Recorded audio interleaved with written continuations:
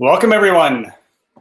This is going to be a great show. It's going to have a lot of excellent information. This is actually a special show, and I'll share with you just in a moment, especially those of you who are coming in on the replay. This is a special moment for this video, so stay tuned. I'll tell you what it is in the opening of the show, which will be in about 2 minutes. Well, not even 2 minutes. So, okay, welcome. Good to see people. Okay. Obviously, depending on where you're watching the show, will depend a lot on who pops in or where you are. This week, we're talking about goals. Goals are an important part of growing our creative business. And let's see. I've now turned on the, oh, good. I bet that's better audio-wise, huh? Okay. In about 1 moment, I'm going to hit it. Hope you're doing well.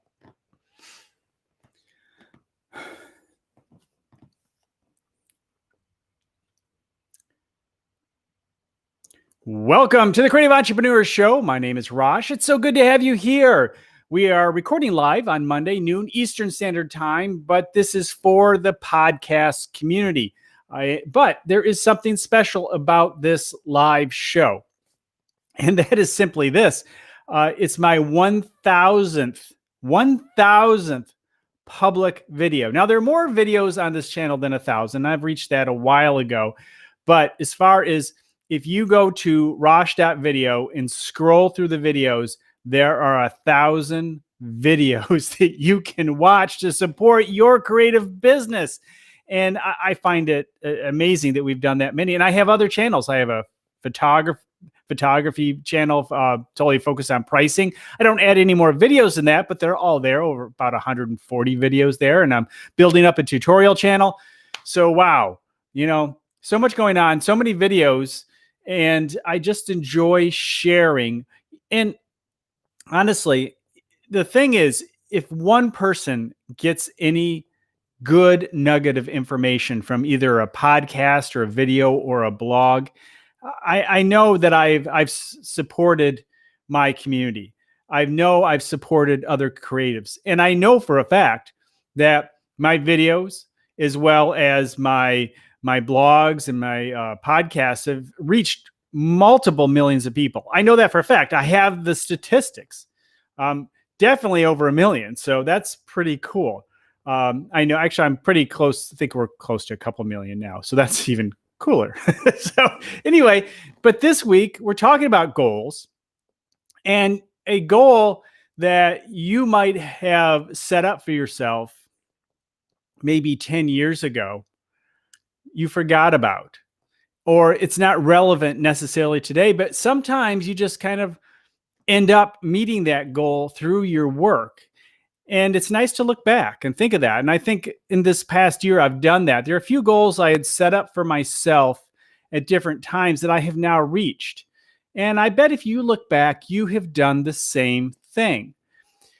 It's important to refresh our goals, because our goals are not always, well, they're just not always relevant all the time. And as I often mention, you should focus in on 3 goals. Have 3 goals to focus in on. And that's because, one, some people say write down 100 goals. And hey, you know what? It's okay to have fun with a big, long bucket list. But that shouldn't be your focus. Because if you have 100 goals to focus in on, you're not focused in on them. You're actually quite distracted. Where do you start? Which one? Are you going to work on all 100 at a time? Or are you just going to go down the list? No, focus in on 3. But why 3? Why not just 1? Well, I think for the most part is that my favorite example is, have you ever watched or seen an athlete just build up their career and going after the big goal, and then they reach that goal and then they crash? It happens to people in all different sorts of businesses, creative businesses. It happens to, oh my gosh, actors and rock stars. It happens all the time. And they just crash because they have no goal after their goal. That's a problem. So when you have 3 goals that you're focused in on, and they can be kind of related, and actually they probably should be rather related, but having a goal beyond your goal will allow you to continue on with something, another peak to look at down the road. Once you've climbed one peak, you see the next peak that you have to climb. And that keeps you going rather than just falling off the cliff because you have nowhere to go. Having additional goals allows you to do that. And that's why I say work on 3 goals at a time. It's so important for your mental as well as just deep inside, if you want to call it spiritual. It's important to be able to know that you have something beyond once you reach these big points, because you can do that. But how do you get there? How do you get to that first goal? And I think for the most part, you need to backwards engineer. And when you backwards engineer your goals, you can just really think of little tiny pieces that you can work on a piece at a time. Like, for example, working on 3 things today. I like working in 3s. I guess that's just what I do. But if you work on 3 things today to help you achieve the big goal, over time, you're going to get there rather than waiting for it. And that's a big mistake that a lot of people have. They set this big goal and expect it to happen tomorrow or next month. Well, hey, I'll wait 3 months for that big goal. And that's what happens for a lot of people. And they try to, look for the shortcuts and the big tricks. And when they do that, guess what happens? They fall flat on their face. Does it ever happen? Well, of course, it does happen. And they watch for that one person who did it that way and think, well, I'm going to do it too, ignoring all the other people which failed and ignoring all the people that succeeded to get to that goal because they did it the right way, a day at a time, a piece at a time, and moving forward. So, all right, I'm going to pause here. I've got a couple people coming in and see a comment from India. Thank you. Thank you for being here. It says, read my comment, love from India. Thank you for the demand. So just so you know, those who are watching, I can't, I'm doing the podcast. So I make breaks along the way. And, hey, let's see. We have Sean and we have Andrew. Thank you. Yay, more people. Yeah, we get a few people wandering in, and that's great. But for the most part, the main goal is to get out a podcast for the community and for the audio community, the podcast community. So that's the goal. But it's always nice to have a few people showing up, such as you guys, such as Sean and Andrew. Thank you so much. Because it's nice when there's some people kind of sharing their thoughts, and I always appreciate it when you do that. So good. All right, let me continue on here on the podcast front, and I'll pop back in with you guys in a few moments.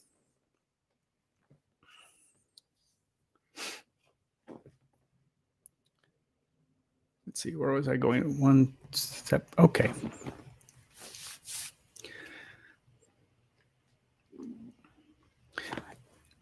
For the most part, as creatives, I know we don't like to be stuck in a box. I certainly don't as a creative, that's for sure. However, having some sort of a structure to, especially in the morning, I've created a few videos and talked about this on some podcasts about structuring your morning or structuring your day so you can help aim towards your goals each day, just a little progress, as I was just mentioning. But, your goals are a guide. It's just that simple. They're a guide. And if you really try to just say, look, it's this goal or nothing, you could really be disappointed. Look, so as I alluded to, sometimes you have a goal that is, perfect when you're 15, but isn't perfect later. You need to take the time to, reevaluate those goals, maybe every year. That's quite often what I do.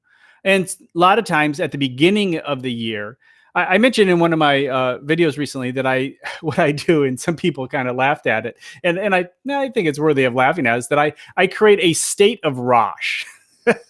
I was years ago watching the State of the Union of one of the presidents, and I say, well, in my journal, write a state of Rosh. And it's one full page of just what's going on in my business and my family, the career, just general world stuff. What is life like on January 1st of that day? Sometimes you can do it for a birthday, or you can pick different times. I generally do it for each new journal that I open. I'll do a state of Rosh. So sometimes the journal lasts a few years, but every year I will set up my goals. And like I mentioned, there'll be the 3 goals, but I also have some stretch goals in there, some additional or alternative goals that if for some reason I get through all 3 of those goals, I will then look to the 4th and 5th goal, maybe a stretch goal of some sort. I would also say that, what was I going to say? I totally lost it. What was I going to say about that? There's an element of goals. It was important too. Oh, all right. That's what was it? Back to going through stretching goals, and someone help me. Someone help me. What was it? I guess I don't remember. It'll come back, I'm sure. All right, let's just thank goodness for editing, because yes, not this video. This video won't be edited, so those people who come on the replay, they'll see all the behind the scenes stuff, but the edited version that goes out to iTunes, not that's a little cleaner. So, so what are some of the things that I think that people keep asking me about goals? Oh, this is what I wanted to talk about. Not only are goals a guide, they also don't necessarily happen in the time frame that you set up. What do I mean by that? A lot of times we set up goals for this coming year. As I mentioned, I write them down in my journal, those 3 goals. Okay, great. But what if they don't happen that year? Am I a failure? Did we fail? No, of course not. If you've been working towards that goal, I can't tell you, as I even mentioned in the very beginning, how many goals kind of happen later down the road because I set them in action for success. I did the things necessary to make them happen, but maybe it'll happen in 2022. The thing that I want will happen. And you know what? I'm okay with that.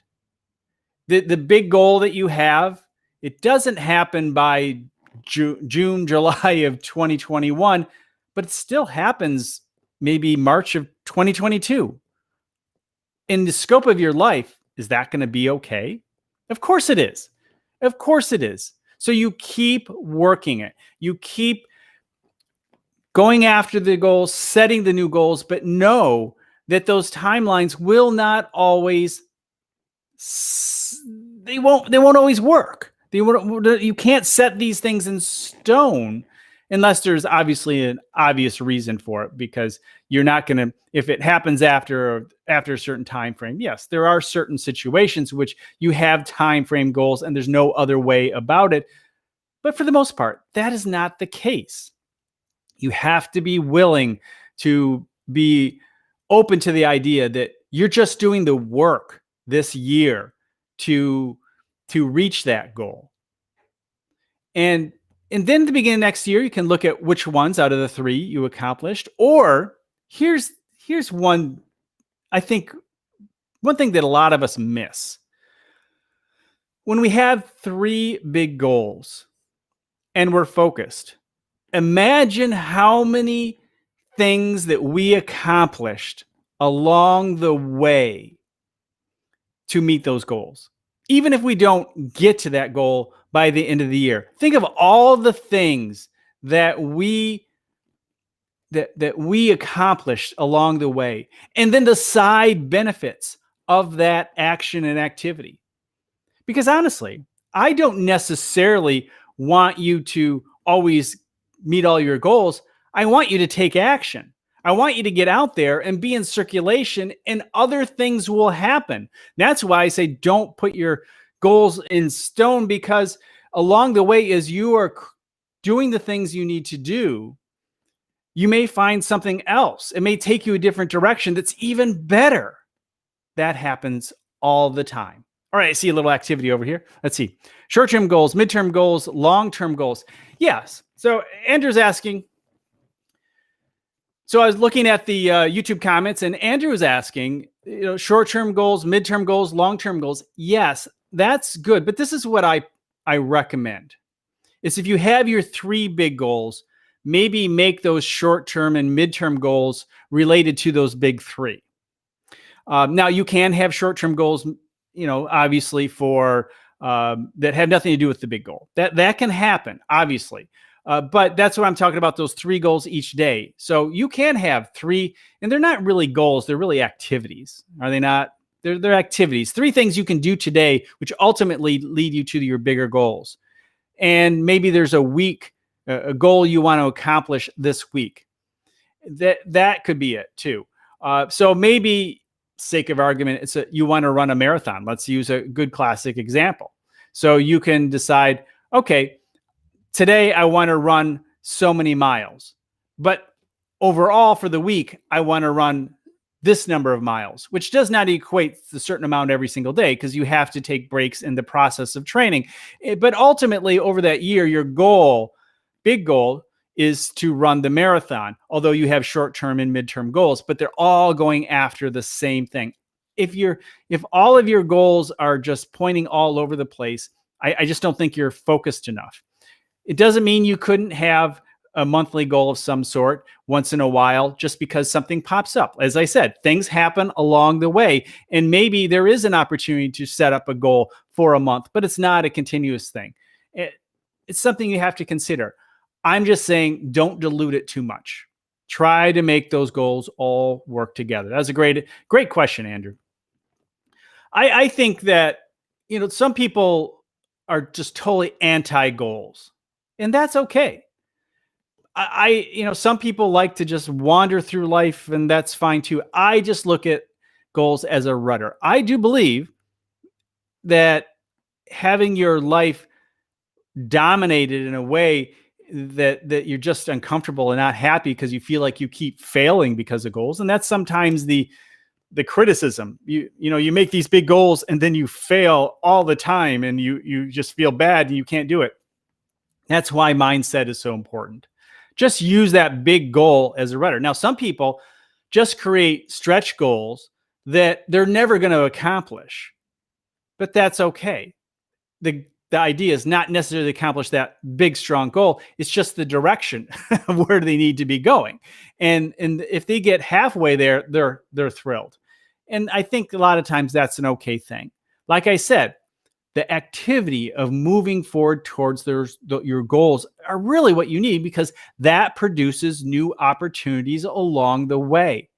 It's the action. I've mentioned this many times. Action is what produces the results. I put out a YouTube short the other day, kind of like like a TikTok on YouTube. And basically it was just, if you want to accomplish anything, you need to do this. And then I just show myself taking one step. And some people really didn't like that. Like, oh, but it's true. So many people are waiting for the perfect timing, the perfect everything. And you know what? If you're not failing, you're not doing. So if you're failing, at least you're trying. You're ahead of most people. So it's okay. Mohammed, it's okay. We fail and we fail. We fail many times, but that's because you're doing it. You're trying, as long as you're trying. And then take a look and see what you need to do better next time, or if it's the right thing for you. It's okay to pivot. A lot of times people point at me and say, hey, you're the never give up guy. You never give up. Well, it's not about never giving up. It's not about never giving up. It's about pivoting and learning how to pivot. Knowing how to pivot is in recognizing when to pivot. Muhammad said, how to get to a goal. As I mentioned before, and I don't believe he was here, and that's fine. You backwards engineer it. You know what the goal is, and now you do the little things. You figure out, I have to do this amount of stuff to do this to get me there. And along the way, you're going to have to make those adjustments, or maybe even adjust that whole goal. It's okay. And when you're okay with that, I think that you're going to have a better opportunity. Now, we have taken this too far in some situations. Sometimes people say, you have to fail, and it's all about failure. Well, if you don't have any successes, it's not going to get you anywhere either. There is a mentality, maybe more in the late 2000s, early teens, where it was, and I think it's that culture's still out there. Just get out there, break it, and and see what happens. And no, there has to be a little more. It's about a balance. It's a balance of understanding that your goals are not rock solid. You have to do it, and understanding that failure is helpful in the process of meeting goals, but it's okay to pivot and make adjustments along the way. Celebrate the wins you do have, even the little ones. Celebrate those and say, look, it's good. It's okay. We're doing it. We're moving forward. And you don't give up, because when you give up, what happens? Nothing. So you give up and you do nothing, or you can pivot and approach it a different way, or make an adjustment towards your ultimate goals. And we do that. That's life. Everything is changing. Nothing stands still. And circumstances change. Your age changes, so your priorities change. Where you live changes. Your friends change. Your boss changes. The type of business changes. Technology changes. So the goal you had before is now obsolete. So you need to create a new goal. I mean, there's so many things that are always changing, that if you just sit where you are and say it's going to be this way or nowhere, it's going to be nowhere. It's going to be nowhere, because you're not changing with the change. You have to change and adjust and pivot with the change, but you don't have to give up. And that's what I think is so important to understand. And as creatives, we know that, we make mistakes all the time with our creative, whatever we're doing today, whether it's photography or writing or design. Fortunately, we have erasers, in some way, or we can redo things. And that's important to understand. We can do that in a way. You can't erase all life, but you can let things go. You can let things go. You don't have to let those failures or so-called failures weigh on you. So I think goals, it's a very simple concept that shouldn't dominate your life, but should be your guide to help you take those steps necessary to get you where you want to go. Thank you, everyone. I hope you enjoyed it. I'm going to have a video on goals coming out later this week, and I will talk to all of you next week on the Creative Entrepreneur Podcast. And there we go.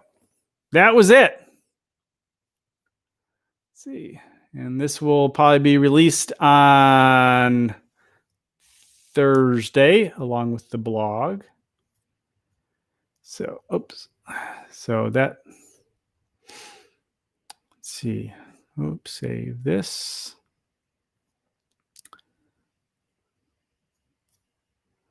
And this is 7. Any questions or thoughts for those of you who are out there? Well, thank you, Andrew. I appreciate it.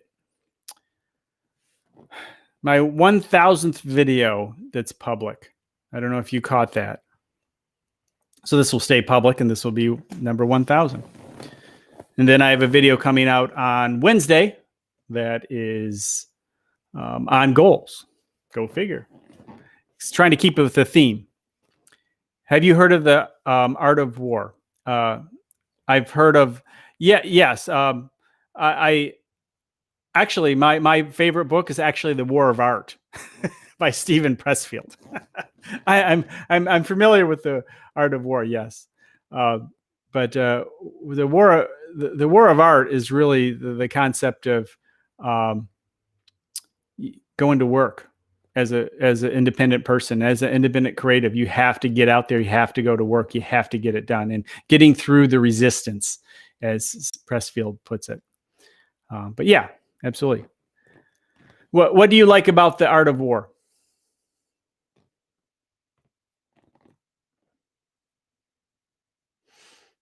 Let's see here. I'll wait for your thoughts.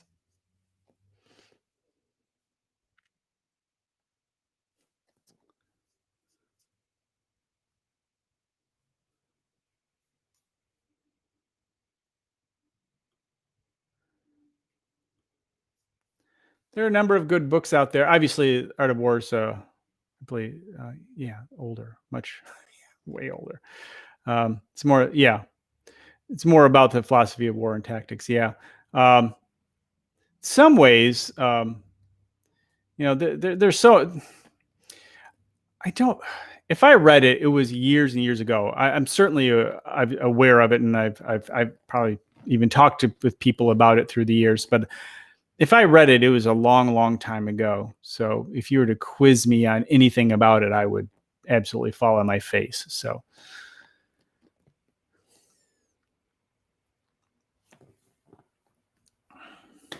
but I know it's a classic.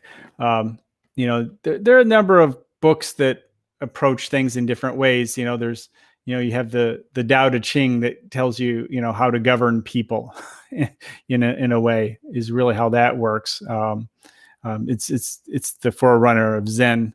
But then you have the Prince, which is basically go out, you go out there and get them before they get you. So there are a number of ways to approach these things. How to be a mindset of a general. The Tao Te Ching is actually in many ways how to be the mindset of an emperor, in the sense of how to treat the people and how to work with adversaries and things like that. But yeah, interesting. There's value to understanding all these philosophies and how to approach life, how to lead and be a leader. It can give you, a dimension of understanding. You don't necessarily have to follow all of them. If some people are a certain approach to life, and the mindset of the general is their way, that's the way, where someone else may have another philosophy altogether, but understanding the mindset in which they're facing, or the other approaches to life, again, helps give you a much broader and more in-depth and more dimension and how to approach life. I find, at least that's the way I've seen it. Very good. Alrighty, off to the next. I'm going to do my Tube Labs podcast. I don't do that live anymore. I just, but I found some really good stuff that I wanted to share. The Tube Labs podcast is this week. I'll share what I'm going to talk about. The YouTube just launched the first 24 hours metric, and I'm finding it extremely helpful in terms of understanding how in seeing the algorithm at work. So I have found that to be very helpful. Let's see. Andrew agreed. I was in the Boy Scouts of America and taught about, and it taught about leadership. Yeah, I went up through Webelos. I was never a Boy Scout, but I was a Cub Scout and a Webelo. So, all right.